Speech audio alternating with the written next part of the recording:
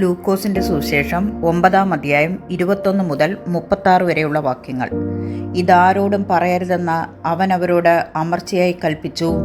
മനുഷ്യപുത്രൻ പലതും സഹിക്കുകയും മൂപ്പന്മാർ, മഹാപുരോഹിതന്മാർ, ശാസ്ത്രിമാർ എന്നിവർ അവനെ തള്ളിക്കളഞ്ഞ് കൊല്ലുകയും അവൻ 3-ാം നാൾ ഉയർത്തെഴുന്നേൽക്കുകയും വേണമെന്ന് പറഞ്ഞു. പിന്നെ അവൻ എല്ലാവരോടും പറഞ്ഞത്, എന്നെ അനുഗമിക്കുവാൻ ഒരുത്തൻ ഇച്ഛിച്ചാൽ അവൻ തന്നെത്താൻ ത്യജിച്ച് നാൾ തോറും തൻ്റെ ക്രൂശ് എടുത്തുകൊണ്ട് എന്നെ അനുഗമിക്കട്ടെ. ആരെങ്കിലും തൻ്റെ ജീവനെ രക്ഷിക്കുവാൻ ഇച്ഛിച്ചാൽ അതിനെ കളയും.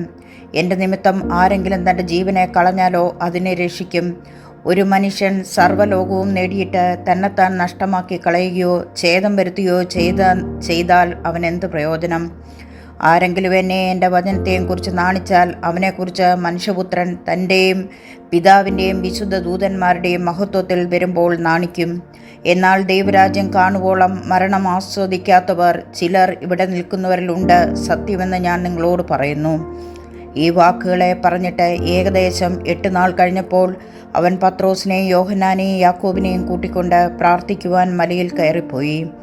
അവൻ പ്രാർത്ഥിക്കുമ്പോൾ മുഖത്തിൻ്റെ ഭാവം മാറി ഉടുപ്പ് മിന്നുന്ന വെള്ളയായും തീർന്നു. 2 പുരുഷന്മാർ അവനോട് സംഭാഷിച്ചു, മോശെയും ഏലിയാവും തന്നെ. അവർ തേജസ്സിൽ പ്രത്യക്ഷരായി. അവൻ യെരൂശലേമിൽ പ്രാപിക്കുവാനുള്ള നിര്യാണത്തെക്കുറിച്ച് സംസാരിച്ചു. പത്രോസും കൂടെയുള്ളവരും ഉറക്കത്താൽ ഭാരപ്പെട്ടിരുന്നു. ഉണർന്ന ശേഷം അവൻ്റെ തേജസ്സിനെയും അവനോടുകൂടെ നിൽക്കുന്ന 2 പുരുഷന്മാരെയും കണ്ടു. അവർ അവനെ വിട്ടുപിരിയുമ്പോൾ പത്രോസ് യേശുവിനോട്, ഗുരു, നാം ഇവിടെ ഇരിക്കുന്നത് നല്ലത്.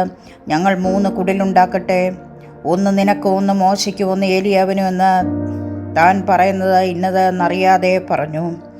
ഇത് പറയുമ്പോൾ ഒരു മേഘം വന്ന് അവരുടെ മേൽ നിഴലിട്ടു. അവർ മേഘത്തിലായപ്പോൾ പേടിച്ചു. മേഘത്തിൽ നിന്ന്, ഇവൻ എൻ്റെ പ്രിയപുത്രൻ, ഇവന് ചെവി കൊടുക്കുവീൻ എന്നൊരു ശബ്ദമുണ്ടായ നേരത്ത് യേശുവിനെ തനിയെ കണ്ടു. അവർ കണ്ടതൊന്നും ആ നാളുകളിൽ ആരോടും അറിയിക്കാതെ മൗനമായിരുന്നു.